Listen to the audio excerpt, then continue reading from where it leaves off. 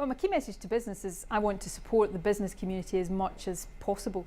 We need a strong economy, a growing economy with a strong, thriving business base if we're to create the wealth that we need to promote a fairer society.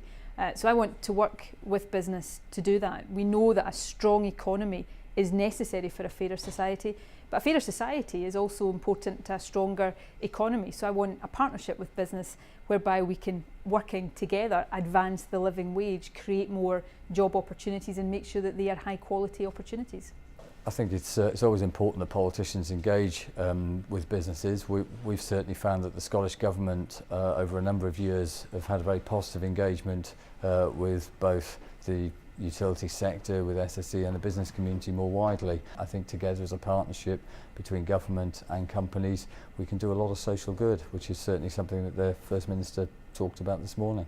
I warmly welcome SSE's announcement. It was the biggest company on the stock exchange some time ago to sign up to the Living Wage Accreditation Scheme, and today's announcement extends that principle through its supply chain. So it's a very, very welcome announcement, a good example of a company leading by example. I know that for some companies though, that journey to the living wage is much harder and we need to be able to support them in order to make it. So what I'm saying to companies of all shapes and sizes is that I know it will take time, I know it won't happen overnight, but if we can all agree that the living wage is an objective that we should sign up to, then let's work together to make it a reality.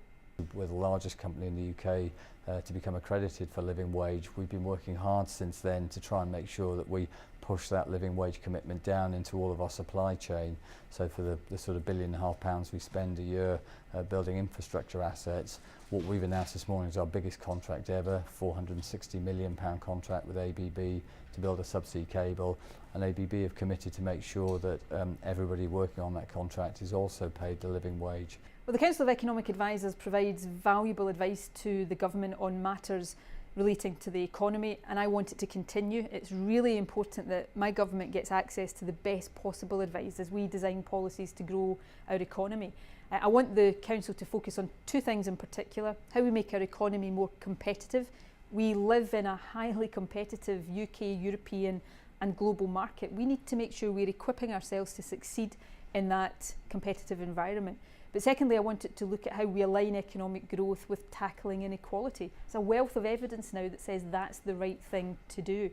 Delighted that Professor Joseph Stiglitz, Nobel laureate, will continue on the Council, but also that Harry Burns, the former Chief Medical Officer of the Scottish Government, will come onto the Council to bring his expertise on how we tackle inequality to bear.